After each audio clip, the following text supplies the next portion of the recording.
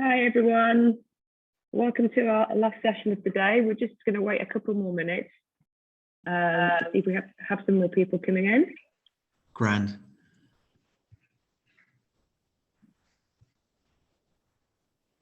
I'll let Jenny give me the nod when it's time to start. The numbers are still coming in.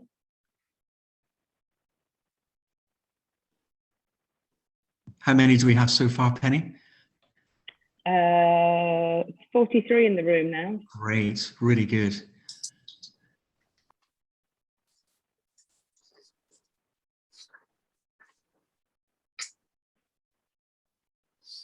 Couple more maybe.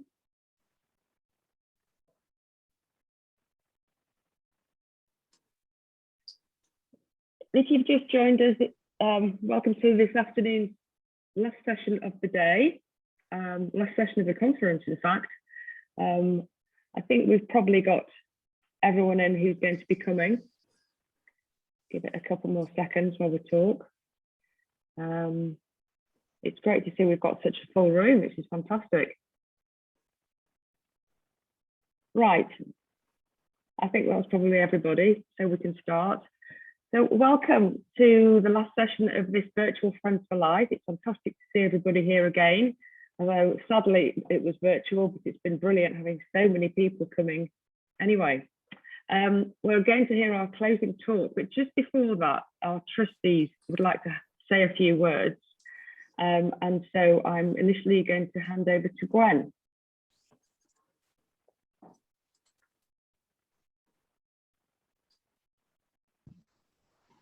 I think Gwen's not on actually at the moment. Okay. Yep. Where am I? I'm muted. Okay, Gwen, we can hear you. Okay, I will just speak. Okay, what a fantastic weekend this has been. We had all hoped to be meeting in person, but sadly that was not to be. It was not an easy decision to make, but it was definitely the right one. The past 5 weeks have been manic, extremely stressful, with very little sleep, but through sheer grit and determination, we made it. I'd like to thank Douglas, Glyn, and Laura for all their hard work and support in helping to get the show on the road. Now over to Laura.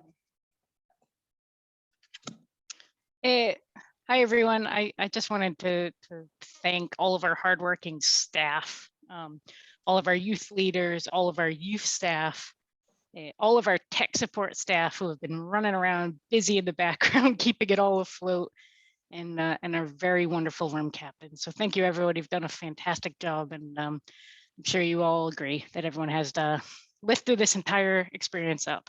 I'm going to hand you over to Glyn now for a few words. Hi there. Falls to me to say thank you to all the faculty and the speakers that we've had. I think you'll all agree that we've had some exceptional sessions this year, as we do every year, and the speakers and the faculty give up their time free of charge in order to fulfill these sessions. And the feedback both from the adult sessions and the youth sessions has, as it's always been, absolutely fantastic. And we want to say how much we appreciate all they do for this conference, and I know from the emotions that have been going through some of the rooms that it has a big impact. So thank you to all the faculty and all the speakers for everything they've done. And I'd also like to say a thank you to the hotel that have put some of us up for the last few days. The Golden Jubilee Hotel have been absolutely brilliant. They've really helped us, not just in these last few days, but in the few weeks leading up to the conference, pivoting from in real life conference to a virtual one and helping us. And the facilities, I have to say, have been fantastic. And next year, it's going to be such a fantastic venue for everyone. Honestly, you got to come. It's going to be great. And that's all I'm going to say. Thanks to the hotel. And now just holding back on to Douglas, I think. Yeah, thank you very much, Glyn.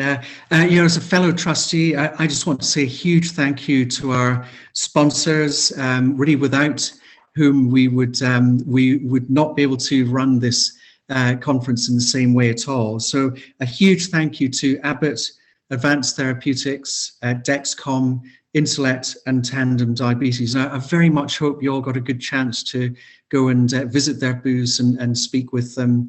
And of course, once we're back to in person, of course, it'll be great to have them all there with their booths, and you can actually meet them individually as well. And I'm not sure if anyone's going to have a quick chance to thank one or two other people, but I just want to say a huge thank you to Glyn, who's done so much work on the website and all the Zoom organization, Scott for his IT input as well, Laura, brilliant coordination and particularly good disco dancing. And of course, Gwen, who effectively, it's a full-time job and vocation for Gwen. And a huge thank you to you, Gwen, for all the massive effort that you put in to put this event together. So a huge thank you to fellow trustees and our sponsors. So anyway, I'll hand back to Penny. And of course, thank you to everyone for attending too.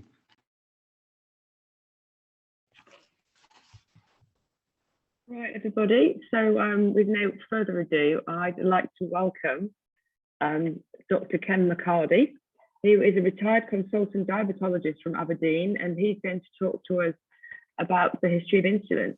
Now, if you have any questions for Ken during the session, if you could put them in the Q&A or in the chat, and then we'll read as many as we can out at the end and allow Ken to answer them.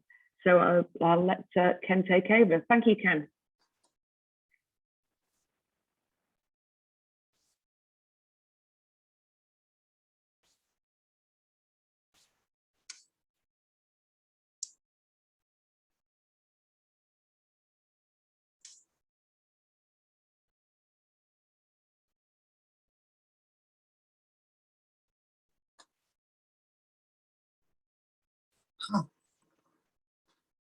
Hello, I hope everyone can hear me. I see that I got a nasty black box in the middle of my slide there, which was something that I thought I had fixed. Let's hope it's not going to be a recurrent problem for us. So I'm just waking up my computer onto slideshow mode now, so that I can see if I can bore you to death with 100-year-old stuff when what you've spent the last few days is hearing about really good and exciting modern stuff. But let's see. There we go. So, towards 100 years of insulin, Aberdeen's two pioneers. Title of my session. Towards 100 years, that's interesting because many people have been celebrating the centenary of insulin's discovery for months. But as I hope to show you, we're not quite there yet for the real breakthrough that happened in Toronto. Now, you might ask, as I was suggesting, what's this session all about, keeping you back at the end of Sunday afternoon to tell you about old stuff? Well, one of my important themes is about stories. And stories can be in terms of learning from history and how important things happened and came about, because we could potentially sometimes repeat some of that. But another thing I want you to think about as I'm talking is about how stories are about learning from individuals, because not everyone is going to be crowned the King of Scotland or England or any other country. Not everyone is going to discover some really important thing, but every day people are doing things, and if they're doing things well, then it's a good idea, where possible and appropriate, to share that with others. So sharing stories is really important. And the next thing I want to go on about, want you to think about as I go through my talk, is choices. And it's about making good choices when you can. And of course, the people I'm going to tell you about who made famous discoveries and all sorts must have made some good choices, or they wouldn't have got to where they've got. But we've also got to remember that we're not, as I say, all going to be heroes of the world. So we've got to concentrate on making some of the best choices available.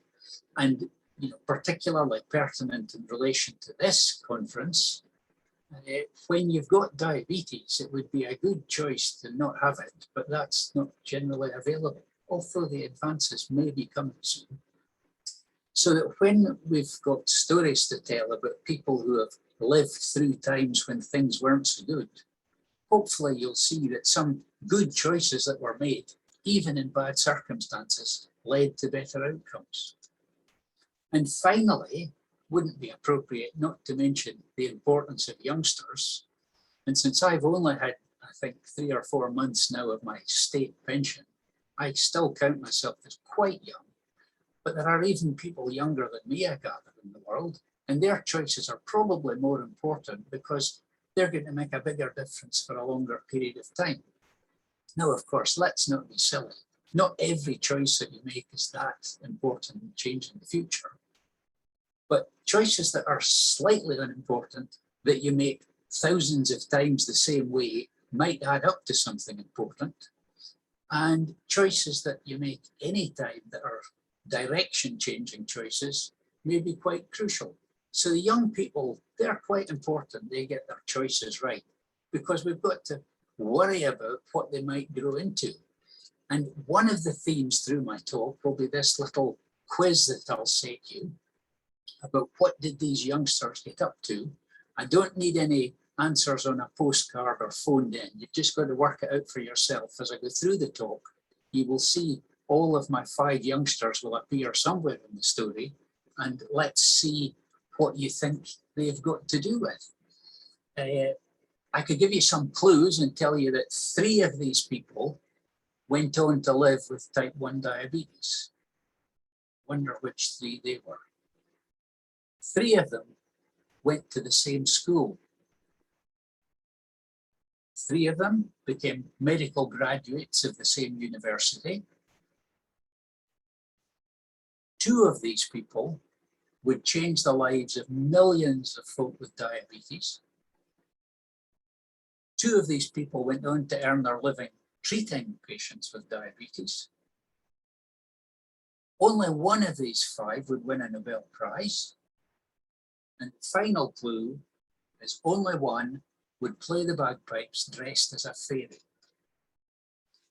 So see what you can work out about that, and we'll see as we go through the talk who's who. We'll actually start quite quickly solving E for you, the most tatty picture. It's the oldest picture, because this part of my story is about John James Ricker McLeod, his early years. John McLeod, known as Jack, was born near Dunkeld in Perthshire in 1876. His father was a Free Church minister, and after spending some time in Keith in Banffshire, the family moved to Aberdeen in around 1883, when young Jack was aged about 7. They lived in the Rosemount area, and along the road and down the hill was this fine establishment, Aberdeen Grammar School, more or less as it looked from its opening in the 1860s. So young Jack here, in a class photograph that we got from the Aberdeen Grammar School magazine, did well at Aberdeen Grammar School, won several prizes, and went on to this place in the bottom drawing, the University of Aberdeen, to join the medical faculty in 1893, and he studied there for the next 5 years.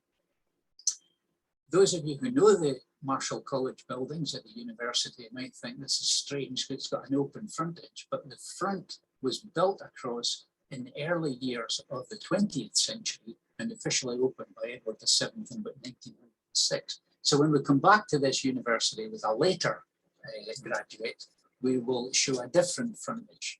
The tower in the middle, incidentally, obelisk, was in honour of Sir James McGregor, who was a pioneer of military medicine, and his obelisk was moved when the frontage was put across the Marshall quadrangle, as it then became, and it's in Duthie Park on the south side of the city for anyone who knows our place. So young Jack graduated in medicine in 1898 with honourable distinction, and he had been very impressed by his professor McWilliam, professor of physiology, who was a pioneering cardiology student, academic, who did research into various aspects of electrophysiology of the heart.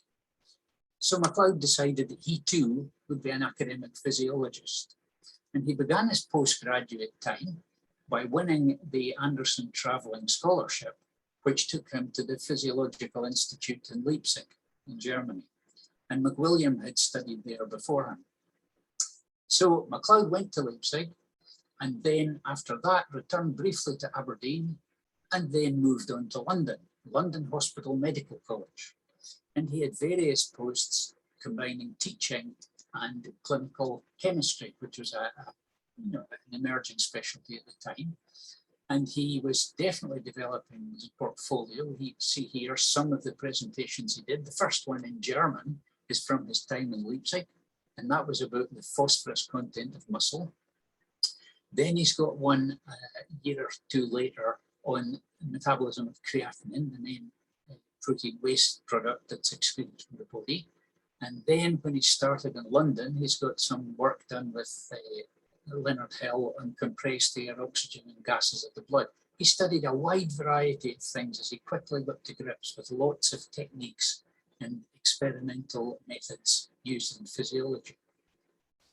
And it was also around this time that he began another major string to his bow, which is in producing textbooks. So you can see that he's listed here with London colleagues as an author of this textbook called Practical Physiology, which came out in 1902. And this was to be a major part of MacLeod's contribution, as well as his original research in producing teaching. Now, he was doing so well as a young physiologist in various areas of research, a variety of published work, and in producing books and in organizing teaching, that although he was very young, he was invited to apply for the chair of physiology to become the professor in the Western Reserve University in Cleveland, Ohio. And he made a choice to go ahead with that application. And here, at the age of around 27, young Professor MacLeod set sail. In fact, it was a week before his 27th birthday that he set sail with his new wife, Mary, to the New World. And they went off to the States. And here is the medical buildings in Cleveland. It's probably this laboratory building here on the side of the slide that he slide of the picture that he spent most of his time. And when he was in Cleveland, perhaps because of some of the chapters he'd written in the first book of Practical Physiology, his work became increasingly focused on the physiology, biochemistry, and regulation of carbohydrate metabolism. And by 1913, when he's still a fairly young scientist, he has compiled his research and the research of others into this textbook, which he wrote himself, called Diabetes, Its Pathological Physiology. So young Professor MacLeod was already a world-leading scientist publishing about diabetes. Now, he was also a very popular lecturer on both sides of the Atlantic, and this notice that appears at the bottom shows how he was invited to the British Medical Association when they held their 82nd annual meeting in Aberdeen on the 14th of July. And at that meeting, he was invited to describe his own recent experiments on sugar metabolism. So, famous chap. Now, he had certainly focused on diabetes, but when 1916 came, from then on, he was working increasingly on military matters because the Great War, the First World War, was on the go then. And MacLeod contributed work on gas masks, on physiology of aviation, and on nutrition for the community. So it's quite wide-ranging, the sort of work that he did. He was just in the process of publishing his biggest textbook when the University of Toronto, who'd been knocking on his door for 2 years, enticed him to make another choice, to move there. So MacLeod moved to Toronto as the professor of physiology in 1918. And there's his textbook, the first edition that was published, Physiology and Biochemistry of Modern Medicine, for which he wrote the great majority of the chapters. And that book went on for 10 editions until after MacLeod had died, it was still being produced. He was visited shortly after he moved to Toronto by his wife's niece. And the daughter of this wife's niece is still living, and I've recently been talking to her about her mother and her mother's memoirs. And this is a photograph that her mother took as a visiting niece in the early 1920s at the medical buildings at Toronto. And of course, it was in Toronto that MacLeod's most important piece of work was going to be done. And that all began for him, that particular development of work, when he had a request from a young Canadian doctor for a meeting in November 1920. And that's where Frederick Banting appears. Banting was a son brought up on a farm in Alliston, a bit north of Toronto in Ontario. And he maybe wasn't the brightest, but he wanted to pursue an academic career. So he went to Toronto University, but he was a bit ambivalent about his course, not sure what he wanted to do. He didn't succeed too well in the general arts course that he did first. But he resolved that he would leave that course and re-enroll for medicine, which he did. And he completed his medical studies in a bit of a rush because, as I had mentioned, the war was on. Canada was part of the Commonwealth and so had obligations to support British military actions. So Banting's final year at the University of Toronto, although he should have graduated in the summer of 2017, was condensed into the summer and autumn terms of 2016. And so his class graduated rather prematurely and maybe even a bit underprepared around about December 1916. And they were immediately enlisted and sent off to war. And Banting came to England and he worked in a military hospital, Canadian military hospital in England, before being sent to the front in the summer of 1918, where in the space of 3 months, he earned the Military Cross for bravery under fire and sustained a shrapnel wound to his arm, which ended his active service prematurely because he had to be moved back from the front and sent to a hospital in England to recuperate. And by the time he had recovered, the war had ended. So Banting returned to Canada and he finished with a further year of mainly orthopedic surgery in the military hospital in Toronto before he left military service, and he chose to continue his career wanting to become a surgeon. So he spent a further year as a surgeon in Toronto. And whether there were too many budding surgeons, whether his work wasn't quite up to scratch, whatever it was, he didn't then get the staff post that he craved so that he could continue working as a surgeon. So somewhat disillusioned, he left Toronto and moved west to London, Ontario, to set up a general practice. General practice uptake in London, Ontario for an unknown doctor was quite slow. And so to eke out his meagre living, which in those days was made up of fees paid by people attending for service, he got a post teaching at a nearby university. And it was in the course of preparing a session on the pancreas that he read a paper that gave him a big idea about pancreas and diabetes that he thought might lead to a cure. Now, Banting was not very experienced in terms of any academic research. He was not a great student of literature, and he certainly had little or no experience of diabetes. But he certainly was very strong-minded, and so he took his idea to the local professor who told him, well, there's a chap in Toronto who's a world expert on diabetes and on carbohydrate metabolism. You should go and see him. He's called McLeod. And Banting said, oh, I've never heard of him. He wasn't there when I was there. And said, well, no, he joined 2 years ago in 1918. So within about a week, Banting met McLeod with his idea that he wants to use to cure diabetes. And McLeod gave him a hearing. And in fact, as McLeod was generally quite encouraging to young budding scientists, he said to Banting, well, if you wish, you can come and do some experiments next summer and we'll see how they get on. But he did warn him, be prepared not to succeed because not everyone who has a big idea can turn it into a world-beating discovery. So what was the problem with diabetes at that time? There's still a question, is the problem in the pancreas?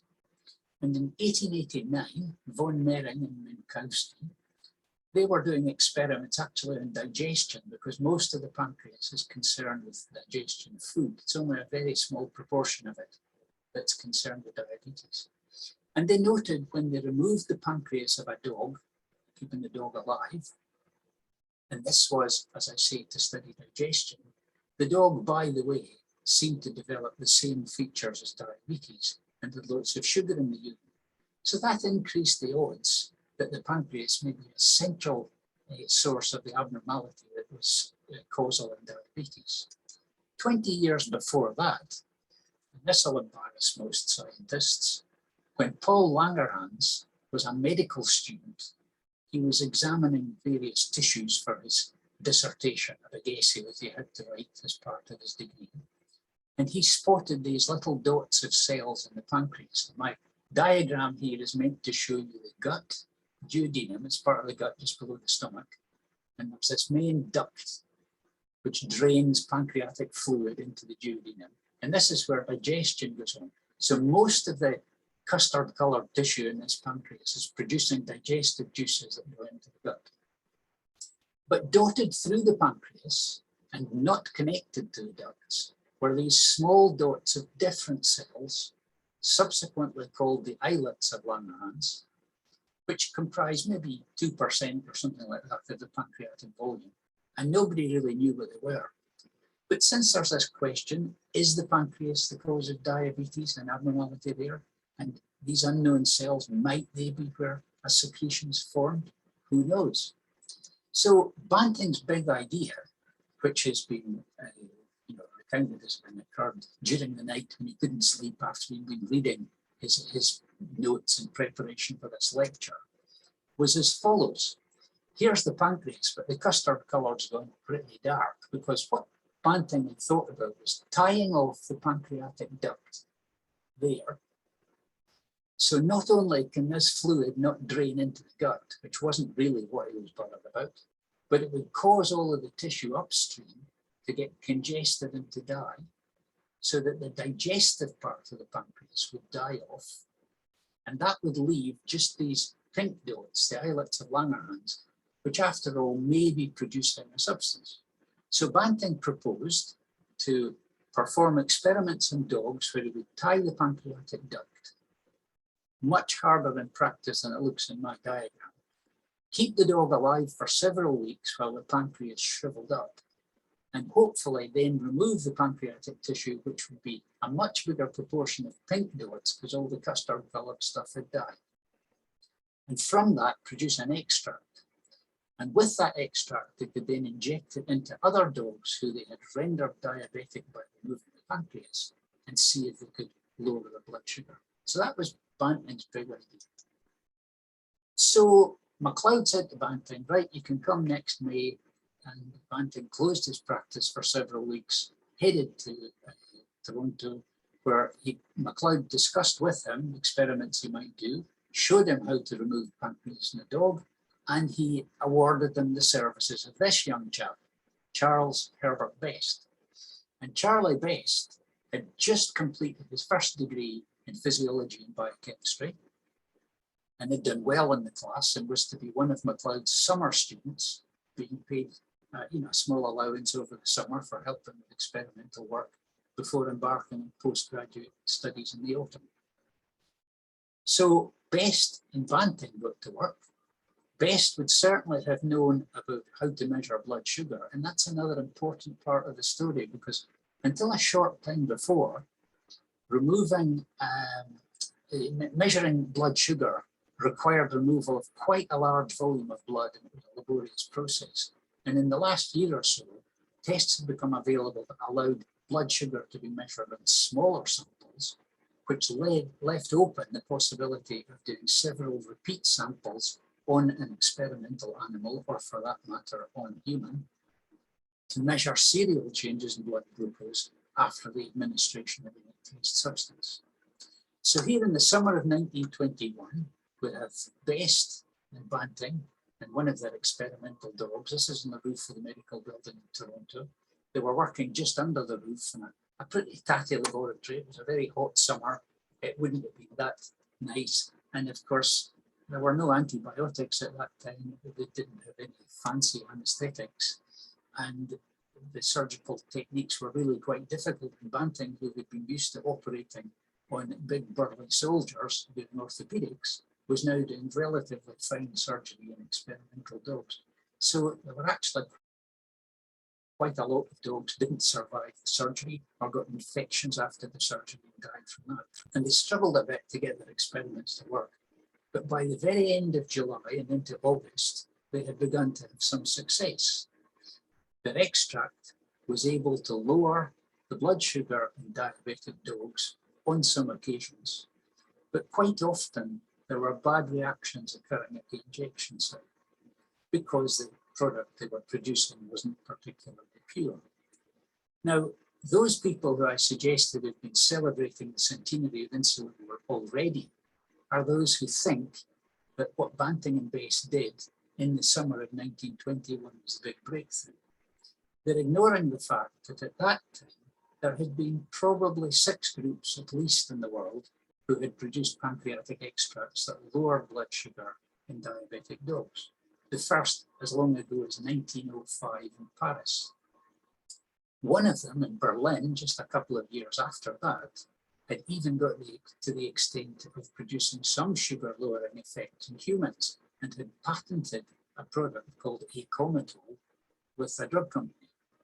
But of course, they couldn't reliably produce anything, and it had lots of toxic and inflammatory effects that caused fever and pain at injection sites and so on. So in fact, this elusive pancreatic extract for treating diabetes wasn't discovered before 1921, and where we are with Banting and Base on the roof of the medical department in Toronto in the summer of 1921, it hasn't been discovered yet either. They have just caught up with the work that some of us have managed before. So the summer wore on and Banting and Base tried a variety of different experiments, and it wasn't until this chap, James Bertram Collop, joined the team that real progress was made.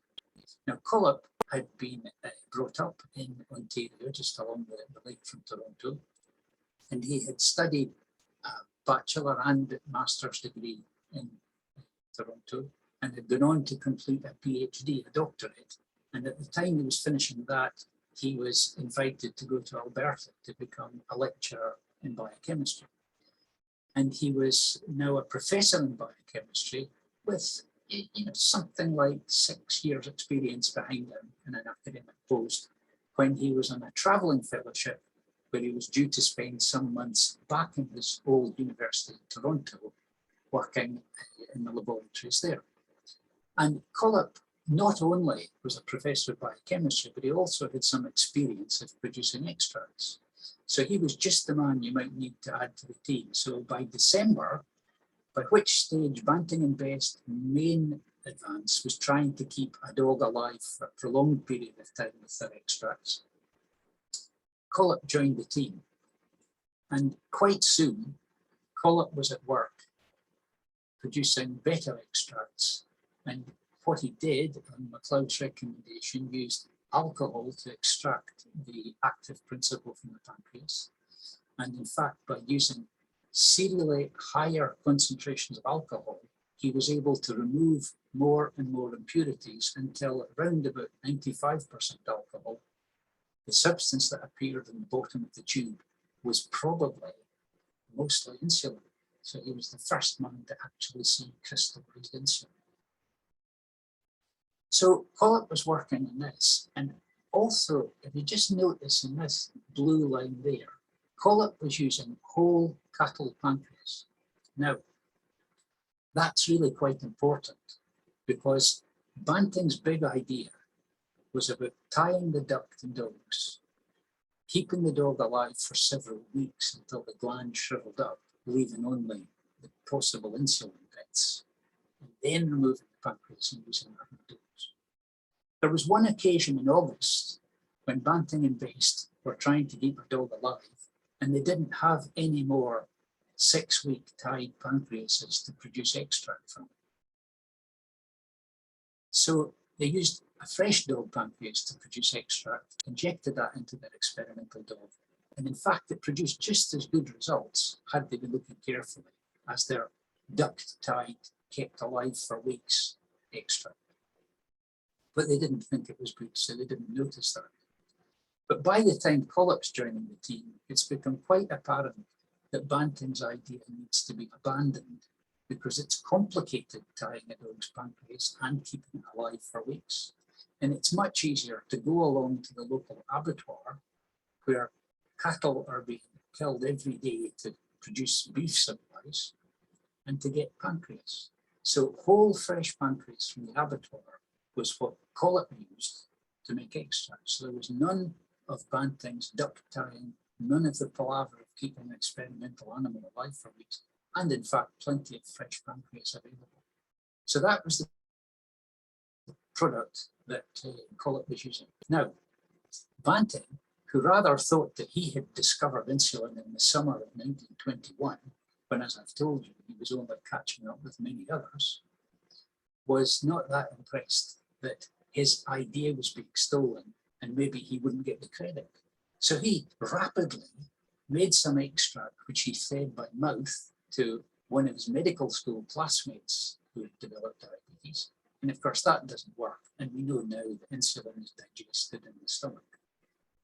And then in January, Banting insisted that his extract was used first on a patient in the hospital to see if that would relieve his diabetes.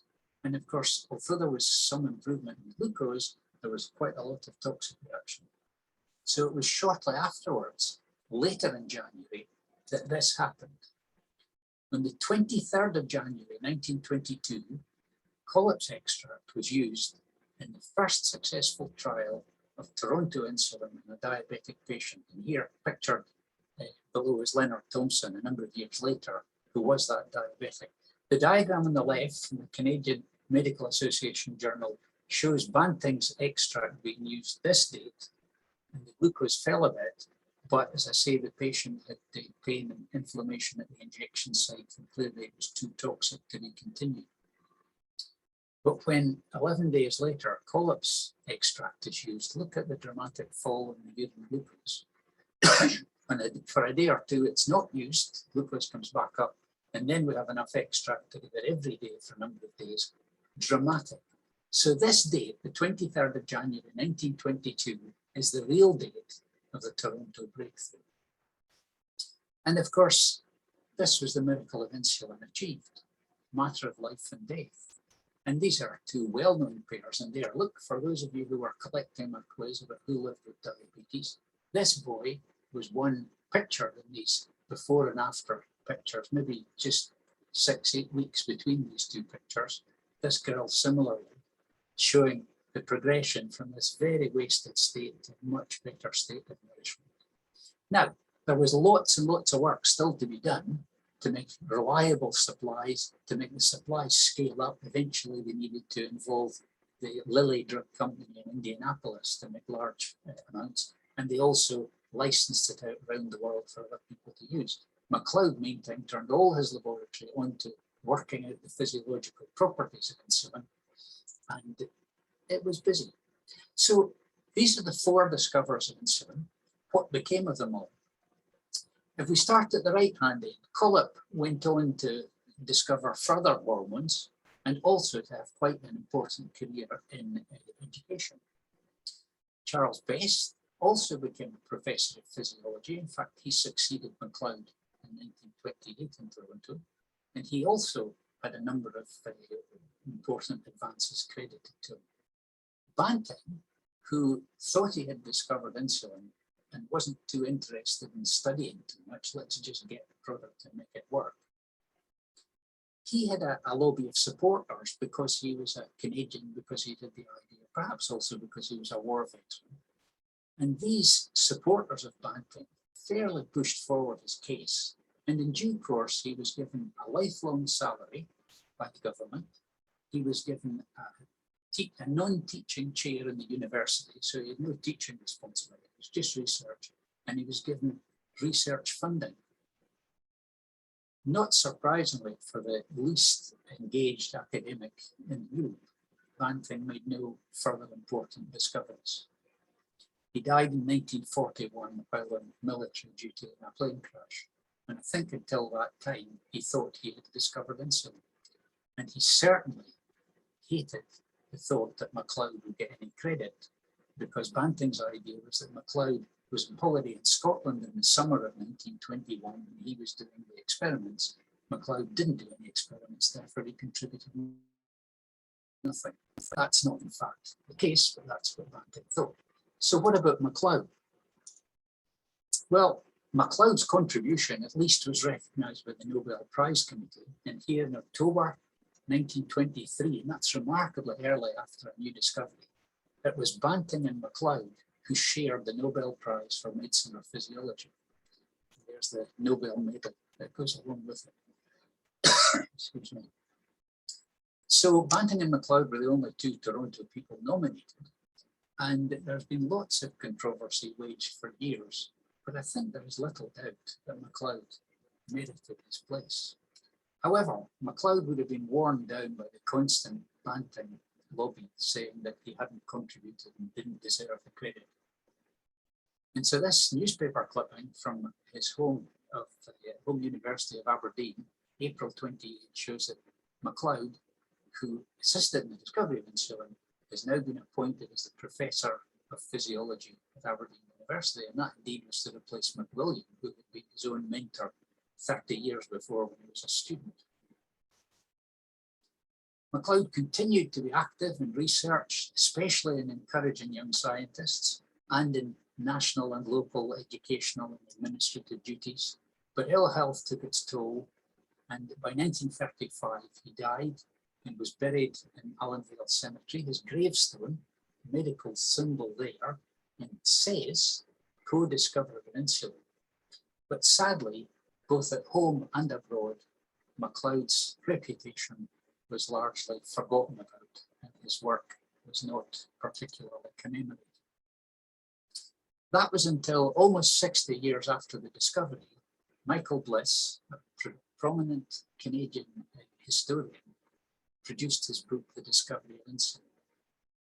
Now, this was a remarkable book where Bliss had gone back and examined lab books, notebooks, and even interviewed a lot of the people who had been around at the time, and produced a definitive version of the story in which he said all four deserved credit for contributing to the discovery of insulin. However, history had not served MacLeod well, perhaps because of the Banting-based myth of how these two scientists had discovered insulin against all odds. And so he said MacLeod certainly deserved more credit than he had been given. And he even went to the length to say that since MacLeod was the world-leading expert who had overseen all the research, there would have been no insulin story from Toronto, and Banting would have been forgotten about. Now here's another of my pictures, Elizabeth Evans Hughes. She was one of the early recipients of insulin. She received it from Banting in Toronto.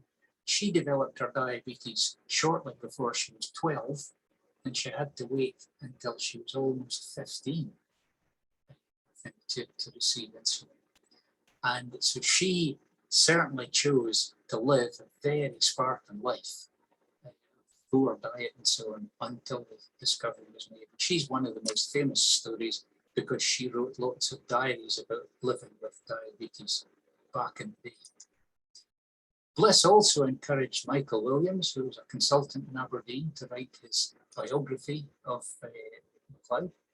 The local council put this plaque on the house where he retired to, where he lived when he came back to Aberdeen, the house in which he died. And Diabetes UK commemorate MacLeod with this medal, which is given to those who live 70 years with diabetes.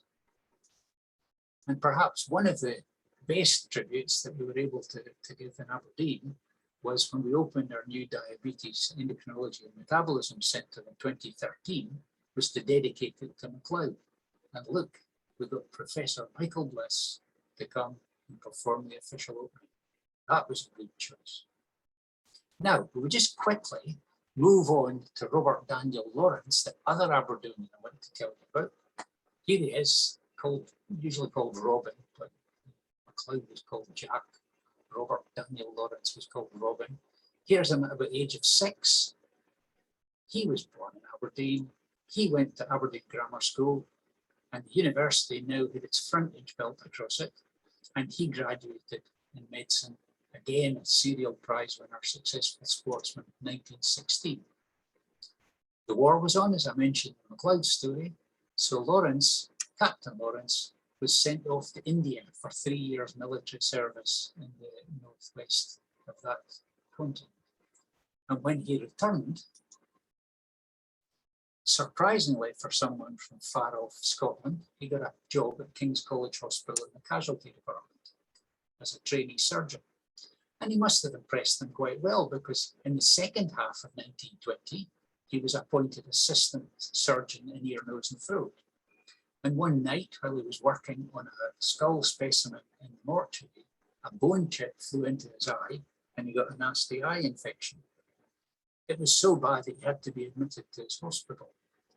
And one might wonder why he got such a bad infection. And of course, the night sister solved the problem when she tested his urine and found it was loaded with sugar. In the morning, a blood test confirmed that young Dr. Lawrence, a few weeks short of his 28th birthday, had developed diabetes. And that would have been quite a disaster, because in November 1920, that incidentally the same month as when Banton went to see McLeod, so in that month, Lawrence developed diabetes. There was no insulin and survival would not be long. The Allen diet, or some version thereof, was really supplemented starvation. So anyone who could stand it might live a week in a permanently hungry state for perhaps another 2 or 3 years. As we saw, Elizabeth Hughes managed just over 3 years waiting for insulin. This was clearly the end of a career in the physically demanding specialty of surgery. So Lawrence changed to clinical biochemistry. And this is a picture of him showing a bit of weight loss already with his clinical chemistry colleagues in September 1921. He undertook research, did a doctorate degree in which he submitted to Aberdeen University, graduating in 1922 with that, but he was still weakening. And so later in 1922, he decided that his fate was sealed, there was no cure. There had been so many false hopes with insulin or whatever was going to cure diabetes that he didn't believe in them. And he moved to Florence, where he could do some private practice among the British people living there, while he gradually wasted away and died out of sight of friends and family. That was the outlook, 1920, 21, 22. And this picture of Lawrence shows him not only thin and wasted, we're now in early 1923, but he's also got some wasting of his hands and some neuropathy, which is making it difficult to hold a cigarette. We could have a discussion when we're talking about choices about what a good idea or not is it that Lawrence was smoking. So 1923, we've got Lawrence in Florence, we've got Aberdeen way far away, and we've got in Toronto some discovery of food. Is it going to be in time? Well, this was Lawrence out walking, all wrapped up because it felt so cold and miserable, having to lie down at the roadside. Spring 1923, life and hope fading. When he got this telegram from his old boss at King's in London, I've got some insulin, come back quick, it works. Was he even fit to make the journey? Well, he hired a driver and the two of them drove 1,000 miles, which took them about 10 days to get back to London. And at 10 a.m. on Thursday, the 31st May 1923, Lawrence received his first injection of life-saving insulin. And he said in his notes that he celebrated with bacon and eggs and toast made in a Bunsen burner, the first toast that he'd eaten for years. He was restored to health and vigor. He agreed that he would spend the rest of his life devoted to the care of those with diabetes, first establishing the principle of a diabetic clinic. There were no specialty clinics back in the early 20s, so he was one of the first to do that. He wrote books such as The Diabetic Life and The Diabetes ABC, that were for patients as well as for their doctors, because he firmly believed that those patients who were most involved in self-care would do best. And by the early 30s, with the author H.G. Wells, who was one of his patients, they founded Diabetes UK. In those days, it was called the Diabetic Association, and later the British Diabetic Association.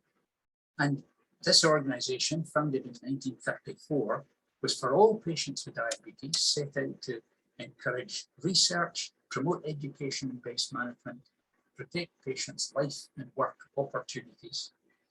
And its emphasis on patients taking control set out to encourage people to set up self-help groups. And I think there are currently around 400 of these across the UK.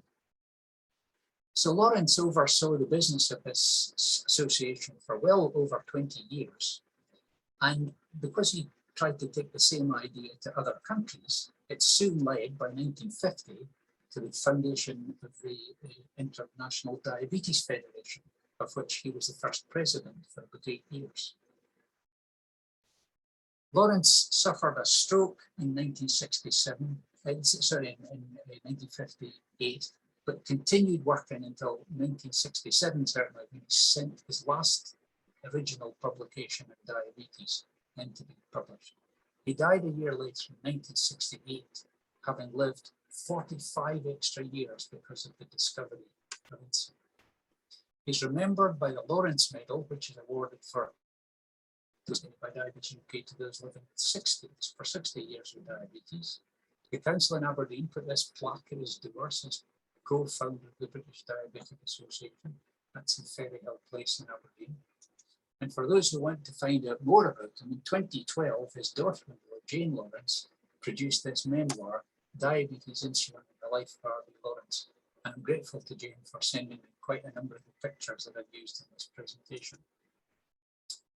So here we have the two Aberdeen pioneers, John James Rickard MacLeod, Robert Daniel Lawrence, and how miraculous it maybe is that not only did these two change the lives of millions with diabetes, but they also went to the same Aberdeen school, the same university. Quite astonishing. We've marked some of it, so you might be interested to look at this website, www.aberdeencity.gov, aberdeencity, one word, .gov.uk, and then / this stands now for Aberdeen Archive Gallery and Museums. So if you look on there, you will find we've got 100 years of insulin Aberdeen Story virtual exhibition. And also recently opened is this exhibition in Aberdeen, Old Provost Skeen's House, which is about local people who've contributed to lots of things. The Diabetes Brigade are there, we've seen to that. Also within this virtual exhibition, and you'll find it through the same website, there is a downloadable leaflet, which is an insulin walk.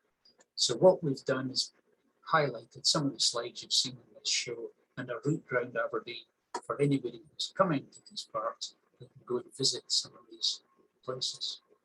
Now, nearly finished, but what became of child B? Because that's the one that those of you who are counting the quiz will have noticed hasn't appeared yet. So child B was one of 5 in slide 3 in my presentation.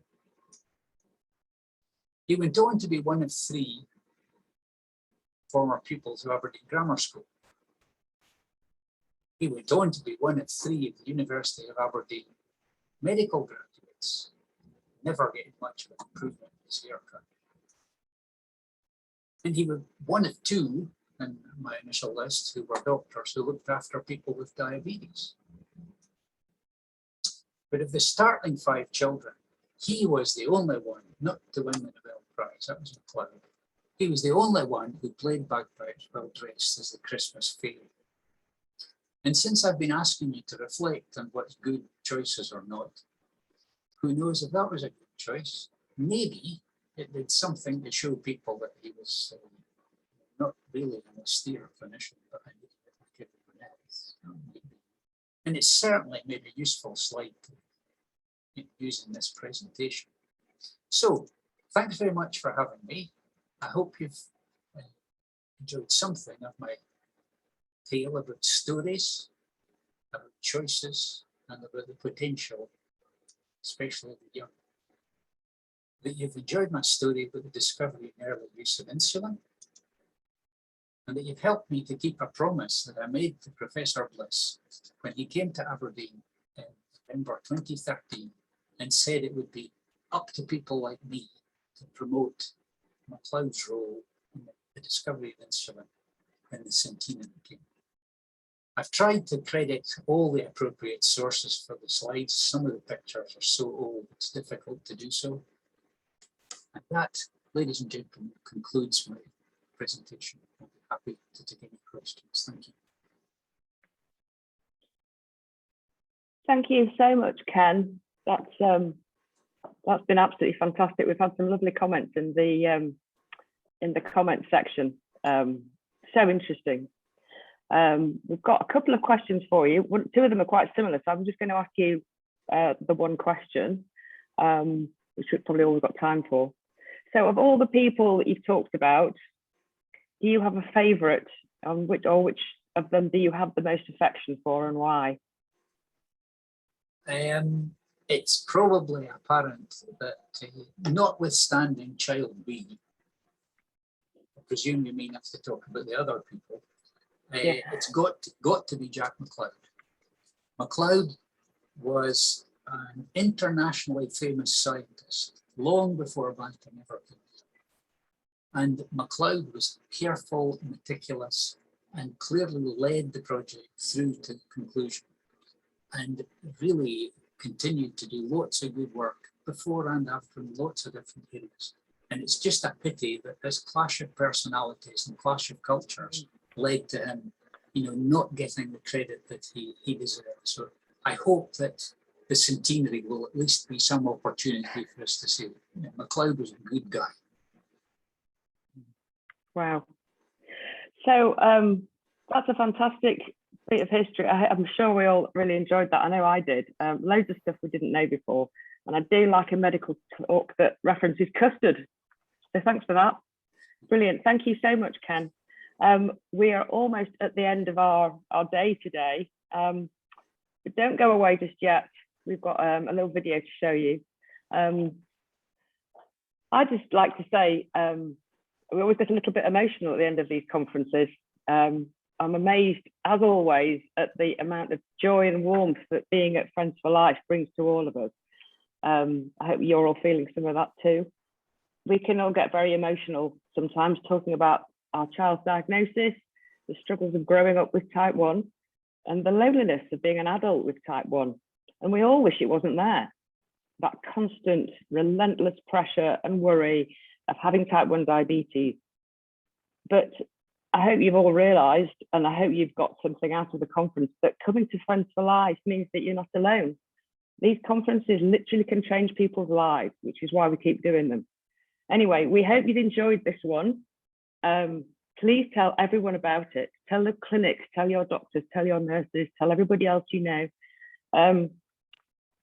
We've come to the end of the conference now. We are hoping against hope that next year it will be a real one, a live one in person. So fingers crossed, everybody. And we'd like to leave you with some images and some happy memories of Friends for Life. Thank you.